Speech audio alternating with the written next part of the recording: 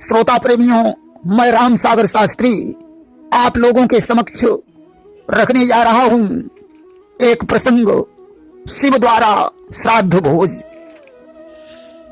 देखिए, कन्या के सूर्य में श्राद्ध करने का विधान है, इससे पितरों की तृप्ति होती है। वृश्चिक के सूर्य तक जो व्यक्ति श्राद्ध नहीं करता उसके पितृ असंतुष्ट हो जाते हैं। श्राद्ध करने के लिए कृष्ण पक्ष की सभी तिथियां शुभ हैं, सभी नक्षत्र शुभ हैं। 16 श्राद्धों का प्रमाण है। अमावस्या खास तौर से पितरों की होती है। इस दिन देव पितृ कार्य, सर्व पितृ कार्य एवं श्राद्ध तर्पण करना उत्तम माना गया है। पितरों का तर्पण और श्राद्ध करना परम आवश्यक है। एक बार भगवान शंकर ने पार्वती जी से कहा, प्रिय, आज हमारा मन श्राद्ध खाने के लिए मचल रहा है। अपने परिवार में तो कोई श्राद्ध ही नहीं होता। सुना है आज अयोध्या में राम अपने पिता दशरथ का श्राद्ध कर रहे हैं। अगर तुम्हारी आज्ञा हो तो मैं अयोध्या को चला जाऊं। पार्वती जी बोली, ठीक है, चले जाओ। आज शंकर जी ने ब्राह्मण का वेश बनाया और अयोध्या में भगवान राम के यहां प्रवेश किया। ब्राह्मणों के लिए पत्तलें लगाई जा रही थीं। भगवान राम तो दरबार में बैठे हुए थे। कौशल्या, सुमित्रा और कैकेयी भोजन व्यवस्था में लगी हुई थीं। सीता जी भोजन बना रही थीं। उर्मिला, श्रुतकीर्ति और मांडवी भोजन परोसने का कार्य कर रही थीं। भोजन परोसा जा रहा है। भगवान शंकर ब्राह्मण के वेश में बैठे हुए हैं। गर्म गर्म कचौड़ी पूड़ी जा रही हैं। भोलेनाथ बड़े प्रेम से खा रहे हैं। सारे ब्राह्मण तो भोजन कर चुके, वे उठना चाहते थे, परंतु शंकर जी ने भोजन करना बंद नहीं किया। ब्राह्मण सोचते हैं कि अभी तक एक ब्राह्मण खा रहा है, जब खा चुकेगा तब हम लोग उठेंगे। ब्राह्मण बैठे बैठे थक गए, परंतु शंकर जी नहीं उठे। आखिरकार ब्राह्मण उठकर कुल्ला करने चले गए, परंतु शंकर जी ने खाना बंद नहीं किया। ब्राह्मण दक्षिणा लेकर अपने अपने घर चले गए। शंकर जी अब भी खा रहे हैं। कौशल्या ने पूछा, उर्मिला, देखो कोई ब्राह्मण बाकी तो नहीं रह गया। उर्मिला बोली, मां, एक ब्राह्मण बचा है जो अब भी भोजन कर रहा है। आज जैसे ही पूड़ी कचौड़ी आती हैं, भोलेनाथ उन्हें चट कर जाते हैं।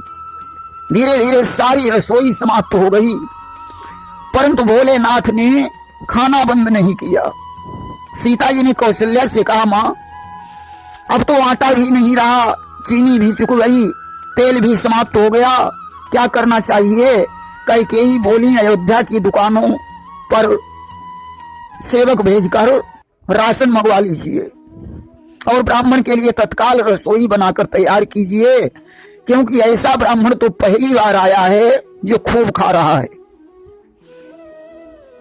आज वह हमारे दरवाजे पर अतिथि है और अतिथि का अपमान करना ठीक नहीं होता कि अतिथि विमुख द्वार ते जाई और 7 वर्षन की पुण्य नसाई। गृहस्थाश्रम में अतिथि की सेवा की जाती है। अगर अतिथि विमुख होकर चला जाता है तो 100 वर्षों की पुण्य समाप्त हो जाती है। अब तो सेवकों को भेजकर दुकानों से राशन मंगवाया गया। भोलेनाथ ने देखा बड़ी देर हो गई, पूड़ी कचौड़ी नहीं आ रही हैं।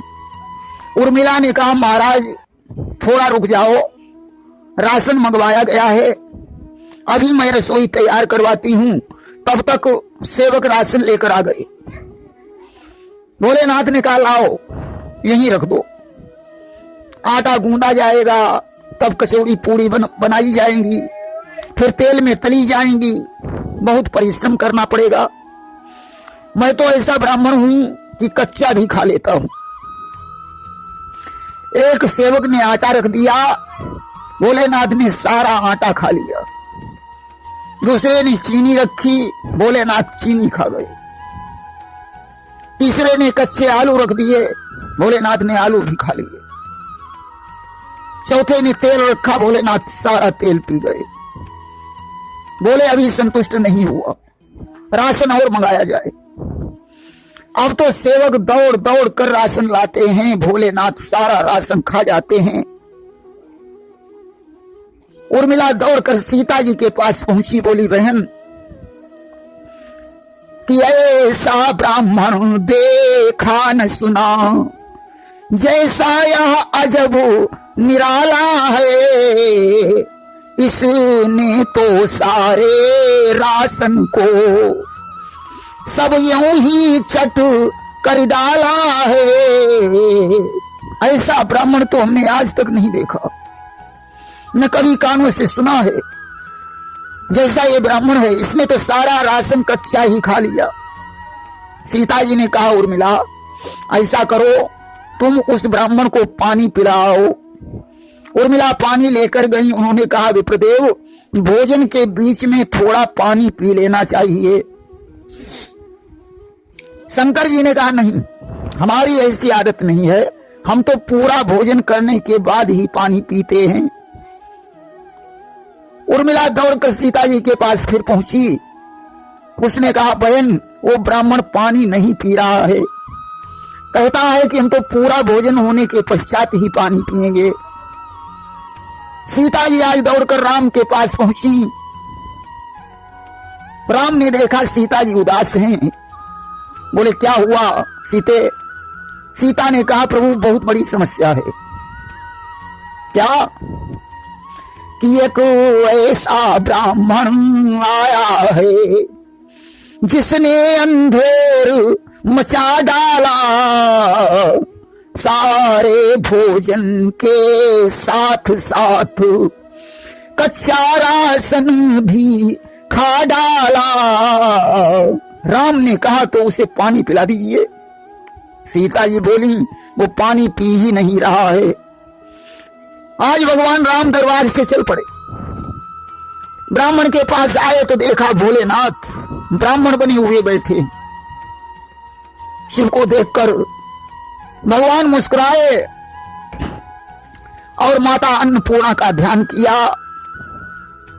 कि नित्यानंद करी, बरा भय करी, सौंदर्य रत्ना करी, निर्धूताखिल घोर पावन करी, प्रत्यक्ष माहेश्वरी, प्रालेयाचल वंश पावन करी, काशीपुरी धीश्वरी, भिक्षाम देहि कृपालंबन करी, माता अन्नपूर्णेश्वरी। आज माता पार्वती अन्नपूर्णा के रूप में प्रकट हो गई। भोलेनाथ ने अन्नपूर्णा को देखकर भोजन करना बंद कर दिया।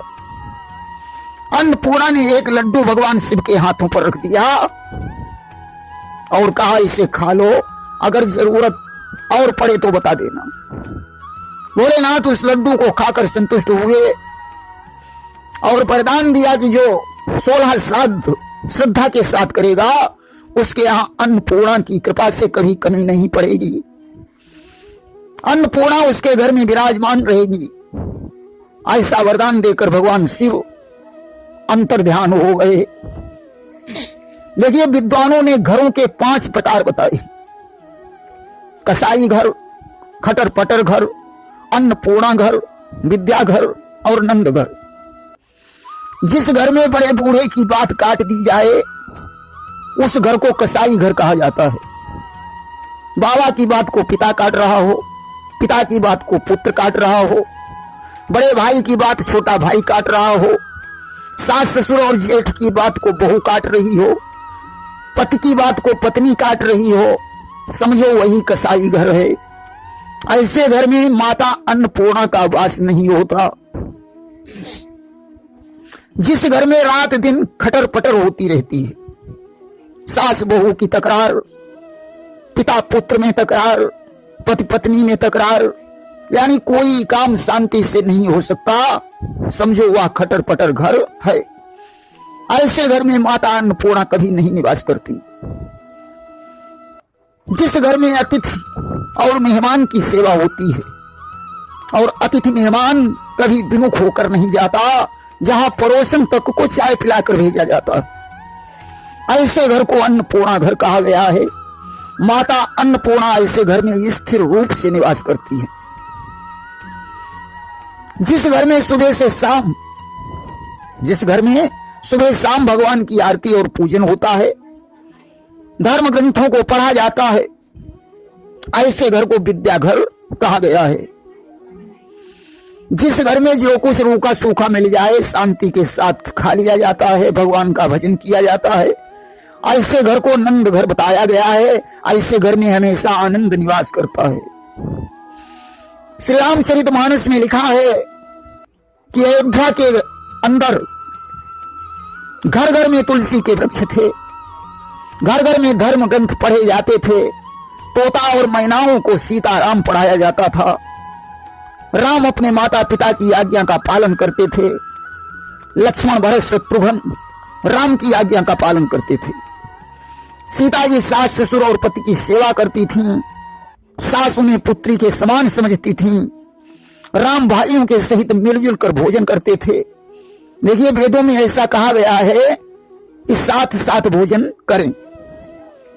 मिलजुल कर भोजन करने से आपसी प्रेम बना रहता है, लेकिन इसका मतलब यह नहीं हुआ कि पति और पत्नी मिलकर एक ही थाली में भोजन करें ना।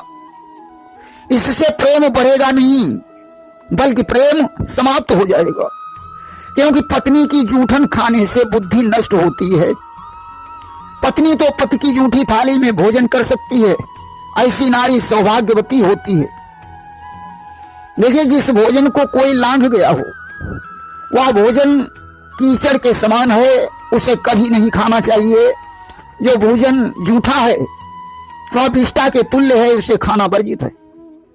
पति पत्नी एक ही थाली में भोजन करें, वह मदिरा के समान है। जिस भोजन में बाल निकल आए, वह भोजन मांस के तुल्य है, उसे कभी नहीं खाना चाहिए। यदि कुंवारी बेटी का जूठा भोजन पिता कर रहा है, तो उसकी उम्र बढ़ती है। देखिए, मनुष्य दो प्रकार के होते हैं। एक तो होते हैं सूप मनुष्य और दूसरे चलनी मनुष्य। अब आप लोग कहेंगे कैसे?